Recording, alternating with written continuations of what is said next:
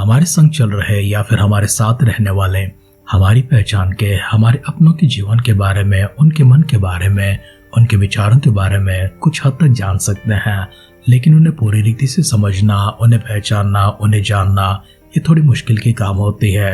हम जिनके साथ बहुत रात के समय बिताते हैं, अर्थात हमारे घर पर हमारे माता पिता, हमारे बच्चे, हमारे भाई बहन हो, हमारे रिश्तेदार हो, हमारे जीवन साथी हो, उनके बारे में यह जानना, पहचानना और ये कहना कि उनकी स्वभाव कैसी है, उनके गुण कैसे हैं, उनके लक्षण कैसे हैं, कि वे अच्छे हैं या बुरे हैं, उनके बारे में ये भी बताना वे शांत में इंसान है या फिर क्रोधी है, वे दयालु है, कृपालु है या फिर कठोर है, निर्दयी है, वे हमारे साथ कैसे रहते हैं और उनके साथ कैसे रहेंगे। ये सब चीजें कुछ हद तक हम लोग बता भी सकते हैं, लेकिन कुछ ऐसे मनुष्य होते हैं जिनको जानना, जिनको पहचानना, वो किस समय किस प्रकार से व्यवहार करते हैं, किस रीति से पेश आते हैं, ये अनुमान लगाना बिल्कुल मुश्किल होता है या फिर असंभव भी होता है।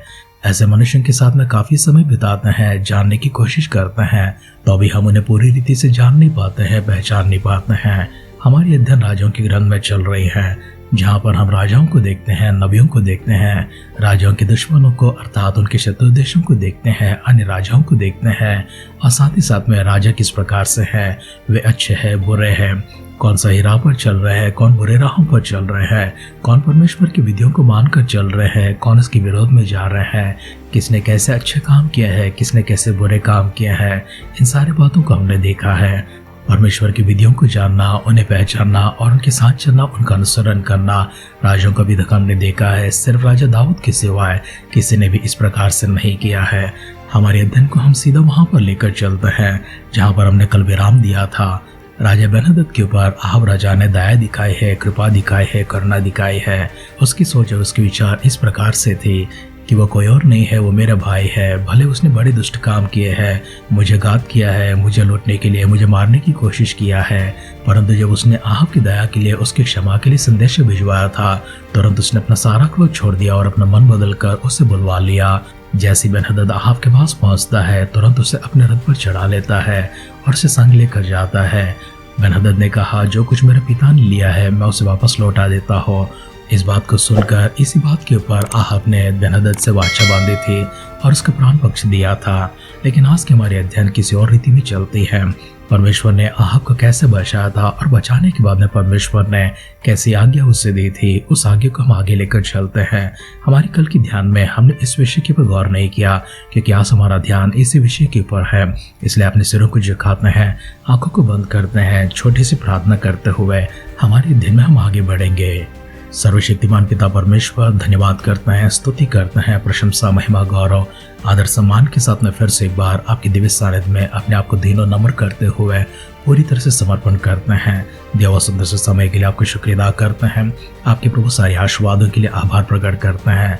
हमारे सारे परिजनों को, आपके भक्तगणों को आपके नजरों में लेकर आते हैं। उनकी शारीरिक कमजोरियों को, मानसिक परेशानियों को, पारिवारिक समस्याओं को, प्रभु आर्थिक विपत्तियों को, हर प्रकार के कंगालपन को, गरीबी को दूर कर दीजिए। आध्यात्मिक रीति से परमेश्वर उन्हें छुटकारा देकर उनके सारे बंधनों को तोड़कर उन्हें स्वतंत्र करते हुए पवित्र आत्मा के वरदानों से और अभिषेक से भरने के लिए प्रार्थना करते हैं। मूर्खता, अभिवेकी प्रभु अगर किसी के अंदर होती है उसे भी निकाल दीजिए और अपने ज्ञान से, समझ से उन्हें भरने के लिए प्रार्थना करते हैं।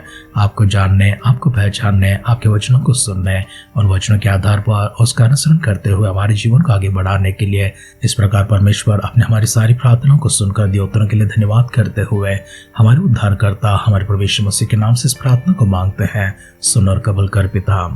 आमेन, आमेन, आमेन। आध्यात्मिक जीवन की दैनिक खुराक सुन रहे हमारे सारे प्रिय श्रोताओं को, परमेश्वर के भक्त गणों को प्रभु यीशु मसीह के नाम में प्यार भरा जय मसीह की सुप्रभातम और शुभोदय कहते हुए हम सबका मनपसंद ध्यान केंद्र आध्यात्मिक जीवन की दैनिक खुराक में और इस नए दिन में आप सबका स्वागत करते हैं। हमारे अध्ययन राजाओं का पहला ग्रंथ 20वां अध्याय में चल रही है। हमारे पूर्व अध्ययन में हमने पहला वचन से लेकर 34वां वचन तक गौर किया था। आज हमारे ध्यान को आगे बढ़ाते हैं। आइए हम सब मिलकर राजाओं का पहला ग्रंथ 20वां अध्याय का 35वां वचन से पढ़ते हुए हमारे ध्यान को आगे बढ़ाएंगे। इसके बाद नबियों के चेलों में से एक जन ने यहोवा के वचन पाकर अपने संगी से कहा, मुझे मार। जब उस मनुष्य ने उसे मारने से इनकार किया तब उसने उससे कहा, तूने यहोवा का वचन नहीं माना, इस कारण सुन, ज्यों ही तू मेरे पास से चला जाएगा त्यों ही सिंह से मार डाला जाएगा। तब ज्यों ही वो उसके पास से चला गया, त्यों ही उसे एक सिंह मिला और उसको मार डाला। फिर उसको दूसरा मनुष्य मिला और उससे भी उसने कहा, मुझे मार, और उसने उसको ऐसा मारा कि वह घायल हुआ। तो वह नबी चला गया और आंखों को पकड़ी से डांपकर राजा की बाट जोता हुआ मार्ग पर खड़ा रहा। तब राजा पास से होकर जा रहा था। तब उसने उसकी दुहाई देकर कहा कि जब तेरा दास युद्ध क्षेत्र में गया था, तब कोई मनुष्य मेरी ओर मुड़कर किसी मनुष्य को मेरे पास ले आया और मुझसे कहा, इस मनुष्य की चौकसी कर, यदि वह किसी रीति से छूट जाए तो उसके प्राण के बदले तुझे अपना प्राण देना होगा, नहीं तो किकारवा चांदी देना पड़ेगा।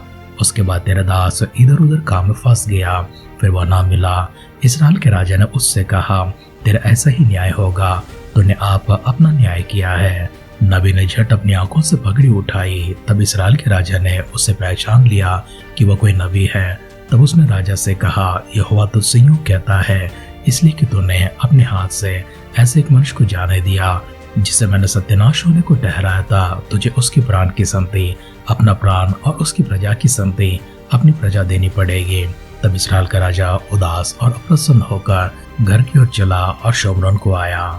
राजाओं का पहला ग्रंथ 20वां अध्याय का 35वां वचन से लेकर अंतिम वचन अर्थात 43वां वचन तक हमने पढ़कर सुना है। हमारे इस भाग में हम दो विषयों को देखते हैं। सबसे पहली भाग यह है, परमेश्वर के नबियों के चेलों में से एक चेला ने एक मनुष्य को पुकार कर उससे कहा, मुझे मार, लेकिन उसने मारने से इनकार कर दिया। इसलिए उस नबी ने उससे कहा, क्योंकि तूने मुझे मारने से अर्थात परमेश्वर की वचन का पालन करने से इनकार किया है, इसलिए जैसे तू यहाँ से चला जाएगा वैसे एक सिंह तुझे मिलेगा और तुझे मार डालेगा। नबी के वचन के अनुसार बिल्कुल वैसा ही हुआ है। ये इसलिए हुआ है क्योंकि उस व्यक्ति ने परमेश्वर का वचन नहीं माना जो परमेश्वर ने नबी को दिया था। इसके बाद उस नबी ने एक और मनुष्य को पाकर उससे कहा, मुझे मार। तुरंत उसने उसे मारा और ऐसा मारा कि वह घायल हो गया। नबी की आंखों पर इतनी घाव हो गई थी कि उसने अपनी आंखों को पकड़ी से ढांप लिया था और जाकर राजा के लिए उस मार्ग पर इंतजार कर रहा था जहाँ से होकर वो जाने वाला था। जैसे राजा वहां से होकर जाने लगा, तुरंत उस नबी ने राजा को दुहाई दी और राजा से कहा, किसी एक मनुष्य ने एक और मनुष्य को मेरे पास लेकर आया था, उसकी रखवाली करने के लिए मुझसे कहा था, अगर वो मेरी शरण में या मेरे हाथों में मर जाता है तो उसके प्राण के बदले में मुझे अपना प्राण उसे देना पड़ेगा। अगर ऐसा न हुआ तो एक कारवर चांदी उसे देना पड़ेगा। मैं तो अपने काबू में यहाँ वहाँ फंस गया था और वो व्यक्ति मुझे मिला नहीं है जिसे मेरे शरण में लेकर आया था। अब मैं क्या करूँ? तुरंत राजा ने कहा, जैसा तूने कहा है वैसे तेरे साथ न्याय होगा, क्योंकि तूने अपना ही न्याय किया है, इसलिए तुझे मार डालना चाहिए या फिर तुझे किकार पर चांदी देना चाहिए। ऐसा शब्द राजा ने जैसे ही कह दिया था, तुरंत नबी ने अपनी आंखों के ऊपर से पगड़ी को हटा दिया। राजा ने उसे तुरंत पहचान लिया कि वह नबियों में से कोई एक जन है। इसके बाद नबी ने उससे कहा, परमेश्वर ने जिस राज्य को तेरे हाथ में दिया था और जिस राजा बेन्हदद को तेरे हाथ में दिया था और उसकी सारी प्रजा को तेरे हाथ में दिया था, इतनी बड़ी सेना, इतनी पराक्रमी सेना और 32 राजाओं के हाथों में से परमेश्वर ने तुझे इस प्रकार से बचाए रखा और परमेश्वर ने चाहा कि वो दोबारा इस प्रकार का कार्य ना करे और इसलिए तू उसे सत्यानाश कर दे, परंतु तूने उसे जाने दिया। इसलिए परमेश्वर का वचन तेरी ओर इस प्रकार से आती है, तुझे उसकी प्राण की संति अपनी प्राण और उसकी प्रजा की संति अपनी प्रजा को देनी पड़ेगी। तब इस्राएल का राजा अहाब उदास और अप्रसन्न होकर अपने घर की ओर चला। वचन सुन रहे परिजनों, परमेश्वर को जानना, परमेश्वर को पहचानना। अगर परमेश्वर हमें कोई ऐसी कठिनाई के काम देते हैं, ऐसी कठिनाई के कामों को हमें बिल्कुल परमेश्वर की पूर्ण आज्ञा मानते हुए उसे करना है। परमेश्वर को जानना, पहचानना, इस प्रकार से चलने के लिए उनकी विधियों के ऊपर चलना होगा, उनके मन को जानना होगा और उनके मन के अनुसार हमें अनुसरण करना होगा। आइए अपनी सिरों को झुकाते हैं, आंखों को बंद करते हैं। परमेश्वर कभी अपने वचन हमारे पास लेकर आते हैं, ना कहते हुए, इनकार ना करते हुए परमेश्वर का आज्ञा का पूरा पालन करने के लिए अपने मन को सिद्ध करेंगे। आत्मा का अभिषेक पाने के लिए सिरों को झुकाएंगे, आंखों को बंद करेंगे, छोटी सी प्रार्थना करेंगे। पिता परमेश्वर, आभार प्रकट करते हैं, स्तुति करते हैं, प्रशंसा, महिमा, गौरव, आदर, सम्मान आप ही के सानिध्य प्रभु जी आप ही को प्रदान करते हैं। दिया हुआ वक्त के लिए आपको धन्यवाद करते हैं। सुनाए प्रभु जी वचन के लिए आपको धन्यवाद करते हैं। सारी प्रतिज्ञाओं के लिए, सारे आदेशों के लिए, सारी आज्ञाओं के लिए एक बार परमेश्वर सिर झुकाकर उसका पालन करते हुए शुक्र अदा करते हैं। प्रभु यीशु मसीह की बादलों की आगमन अगर विलंब होगी, कल सुबह फिर से एक बार हम इस प्रकार से एकत्रित होकर आपके सानिध्य में सजीवों की संख्या में, भाग्यवानों की संख्या में मिलने का सौभाग्य प्रदान करें। अगर ऐसा ना हो तो प्रभु यीशु मसीह के बादलों के आगमन में हम सबको शामिल करने के लिए दुआ करते हैं। प्रार्थना प्रभु जी आपने सुनकर दिए उत्तरों के लिए धन्यवाद करते हुए हमारे उद्धारकर्ता हमारे प्रभु यीशु मसीह के नाम से इस प्रार्थना को मांगते हैं। सुनर कबूल कर पिता। आमेन, आमेन, आमेन। परमेश्वर को जानने, उन्हें पहचानने और उनका अनुसरण करने है तो विशेष अभिषेक और विशेष ज्ञान परमेश्वर अपने स्वर की ओर से आपको प्रदान करें। हमारी इस दुआ और कामना के साथ आज की ध्यान की समाप्त करते हैं। आप सुनते रहिए, सुनाते रहिए आध्यात्मिक जीवन की दैनिक खुराक। कल फिर मिलेंगे। अपना ख्याल रखिए, अपनों को ख्याल रखिए, दूसरों का भी ख्याल रखिए। God bless you.